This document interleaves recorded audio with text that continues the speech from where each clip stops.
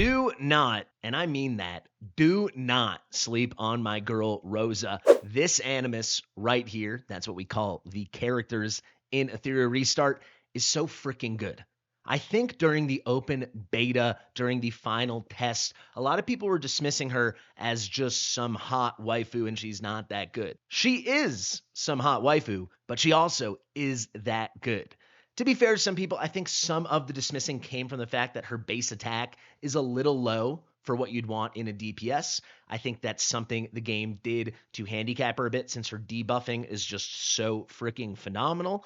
However, because she puts out such a high quantity of damage, the lower attack doesn't really bring her down. The DPS she puts out is something pretty special. Combine that with that debuffing I mentioned, all the amazing speed control in her kit, she's a home run. She really, really is. I'm not saying she's the single greatest character in the game, but she's pretty dang close. She's so good. I mean, there are so many good anima in this game. The characters are amazing. You can find a use for all of them, but you are going to find a lot of uses for Rosa. But let's talk about the actual kit. Let's go. So we got Rosa here. She is a blue affinity unit, which in this game is known as odd.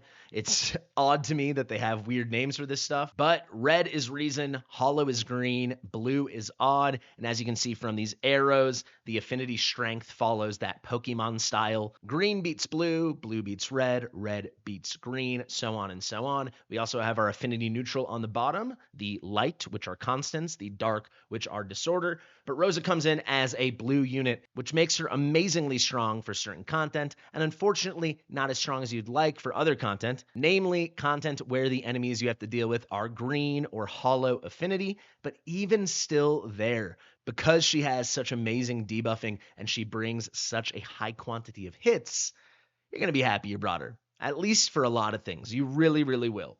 So let's break it down. Let's go down the list from her basic to her passive to her ultimate.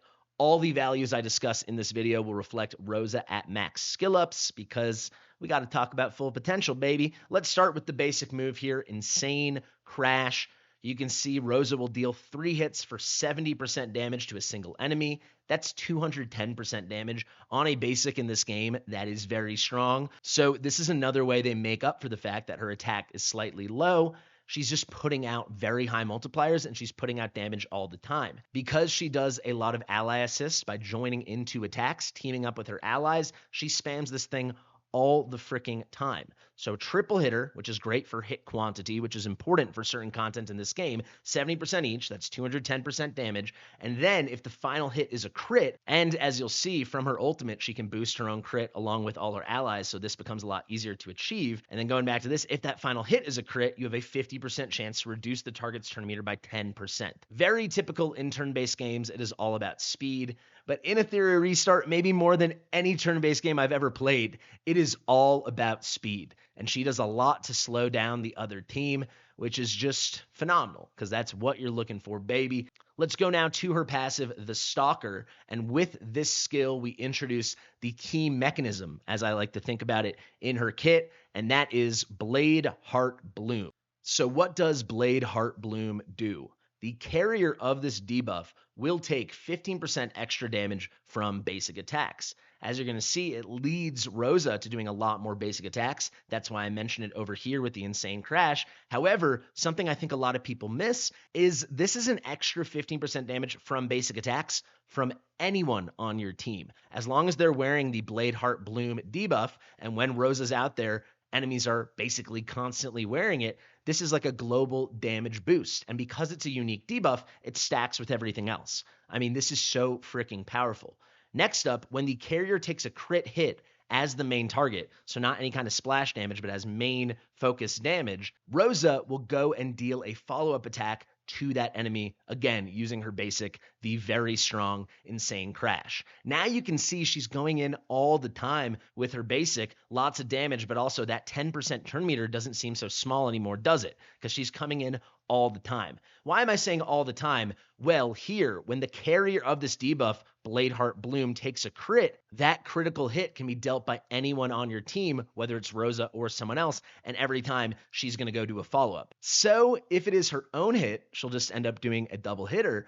but also she's going to do ally attacks or attack assists all the time whenever anyone else on your deployed squad goes and deals a crit. So it's really all the time when you're dealing damage because she's putting out this debuff in such an amazing way and it's staying up all the time. The uptime is just fantastic. She's putting out tons of extra damage and she's dropping that turn meter over and over and over.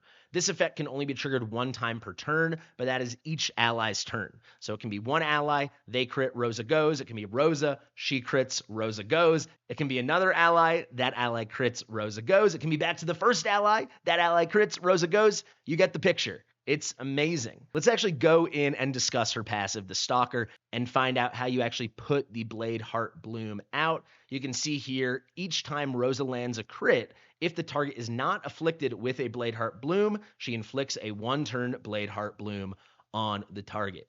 So either the target is already wearing the debuff and you're good to go, or they don't have one, Rosa places it. So if it's not clear, you want Rosa, yes, dealing damage, but also having a decent amount of effect accuracy, but also having a decent amount of crit on her. But as we go to the ultimate now, you will see she self-buffs with a lot of crit, and she actually shares that buff with all her allies as well. She's got an AoE increased crit buff in her kit. So let's talk about that ultimate now. Grand Hunt, you can see coming with this ultimate is that very strong AoE crit rate increase buff of 30% that she provides to herself and all of her allied units. But on top of that, we're getting that speed manipulation, decreased speed by 30%. This skill is so flipping good. Before we dive into it, I want to say one thing. I know in a lot of games, increased crit rate is a devalued buff, just because over time your gear is so good and so crazy, you can find your crit and substats, stuff like that.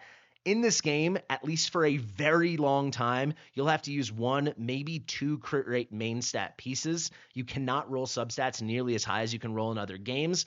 And for that reason, increased crit rate is a much stronger buff in this game than in other games. So units like Rosa or Gray, who you might have heard me talk about in the past, that's an amazing epic SR unit, and it is so good. So let's talk about her final skill here, her ultimate Grand Hunt. Rosa sharpens her blade, first applying a 2-turn increased crit rate buff. That's the 30% increased crit rate to all allies. This includes herself.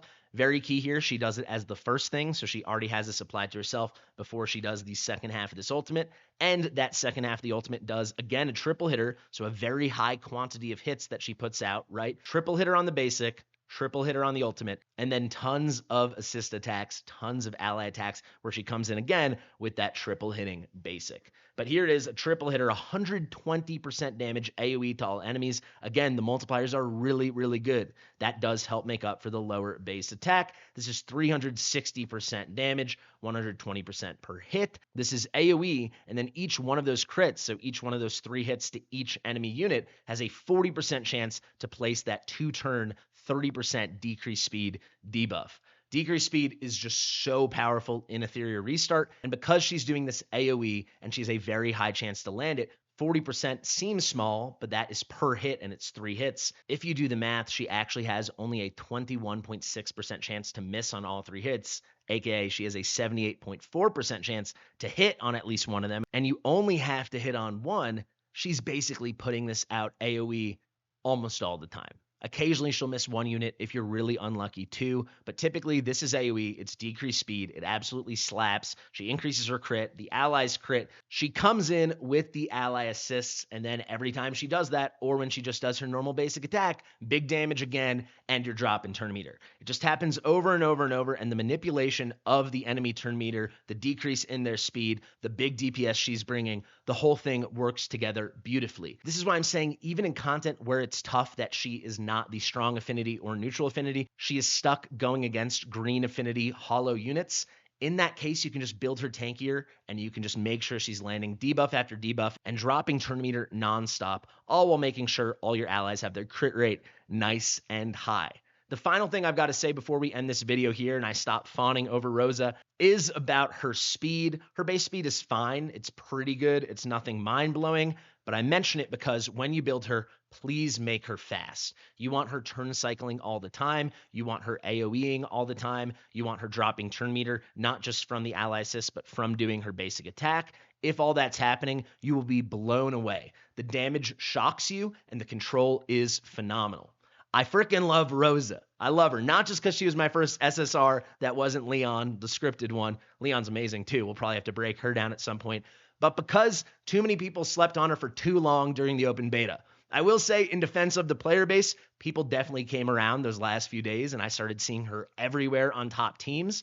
But yeah, make sure when global launches, you don't sleep on this goddess. She is not just a hot waifu.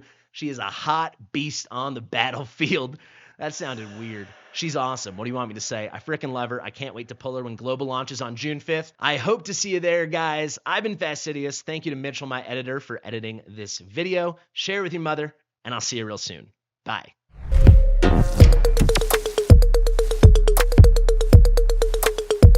Fastidious.